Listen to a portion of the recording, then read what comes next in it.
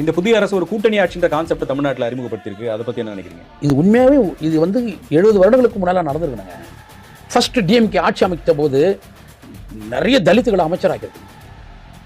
பொது சட்டமன்றங்களில் தலித்துகளை இவங்க நிறுத்திருக்கணும். அப்பவே நிறைய பெண்களை உருவாக்கியிருக்கணும். ஆனால் ஆரம்ப காலங்களிலே சத்தியவாணி முத்துக்கும் இவங்களுக்கும் ஏற்பட்ட முரண்பாடுகள் இருக்குதுல்ல, அந்த முரண்பாடுகளை நீங்கள் படிங்க.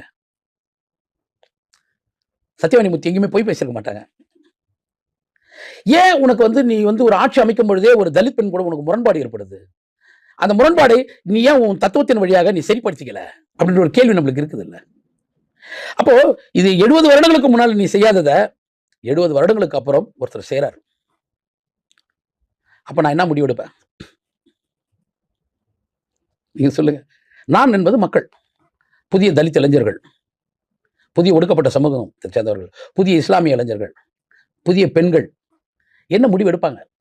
மோசமா சொன்னாங்க, எழுத படிக்க தெரியாதவங்க, ஒரு டிரைவர் பையன். ஏங்க இவங்கெல்லாம் ஆள்றது தாங்க ஜனநாயகத்தினுடைய மிகப்பெரிய கனவு. ஒரு ஜனநாயகத்தினுடைய மிகப்பெரிய கனவு யாரு? நீங்க ஃபர்ஸ்ட் கவர்மெண்ட் ஃபார்ம் பண்ணீங்களே, அப்ப இருந்தவங்க எல்லாம் யாரு? அப்ப நில உடைமையாளர்கள், கல்வி கற்றவர்கள், இவங்க தான் இந்த நாட்டை ஆளணும் அப்படின்னாக்கா, அப்ப இந்த நாடு ஒரு முதலாளித்துவ நாடு. ஆனால் கையெழுத்து போட தெரியாதவன், ஆட்டோ ஓட்டுறவன், பிளாட்ஃபார்ம்ல காய்கறி கடை வச்சிருந்தவன், ஒரு டீச்சரா கூட என்னால் இப்போ ஃபீஸ் கட்ட முடியாதுன்னு சொல்லி படிக்க முடியாம தோல்வி அடைந்தவர்கள் எல்லாம் இந்த அரசுல இருக்கிறாங்க. ஆனா நீ என்ன பண்ற? அதை பத்தி பேசவே மாட்டேன்ற. இத்தனை தலித்துகள் உள்ள வந்திருக்கிறாங்க, மாவட்ட செயலாளரா, வேட்பாளரா, அதை பத்தி நீ பேச மாட்டேன்ற. ஆனா அந்த கட்சியில இருந்து ஒருத்தர் வந்திருக்கிறாரு. இந்த கட்சி இவங்களெல்லாம் எப்படி சரி? ஒரு நடிகன் ஒரு கட்சி ஆரம்பிக்கணும்னு நினைக்கிறாப்புல, கட்சி ஆரம்பிக்கிறாப்புல, அவருடைய பலம் எங்கிருந்து வருதுன்னா அவருடைய ரசிகர்கள் கிட்ட இருந்து உருவாகுது. அப்ப நீ எச்சரிக்கையா இருக்கணுமா வேணாவா? நீ எச்சரிக்கை ஆகல. காம்ப்ரமைஸ் பேசிருக்கணும் இல்ல? உனக்கு வரல. சேலஞ்ச் பண்றேன். தப்பா நாட்களை வச்சு என்ன பண்றேன்னா ட்ரோல் பண்றேன். அப்ப என்ன பண்றேன்னா பகையை உருவாக்குறேன். யார்கிட்ட பகையை உருவாக்குறேன்னா அந்த இளைஞர்கள் கிட்ட பகையா மாறுறேன். ஓர் இரவுல ஒரு 60 லட்சம் பேர் திமுக எதிரே மாறுறாங்க. ஒரே இரவுல தமிழ்நாட்டில் ஒரு 60 லட்சம் பேர் ஒரே இரவுல விஜய் கட்சி ஆரம்பிச்ச ஒரு இரவில் 60 லட்சம் பேர் திமுக எதிராக மாறுறோம். இந்த பயம் உனக்கு ஏன் வரல?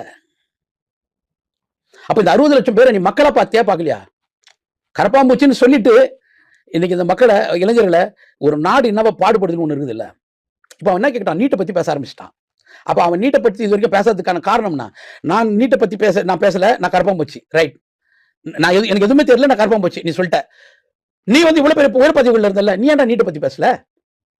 அப்ப நான் பேசுறேன்டா.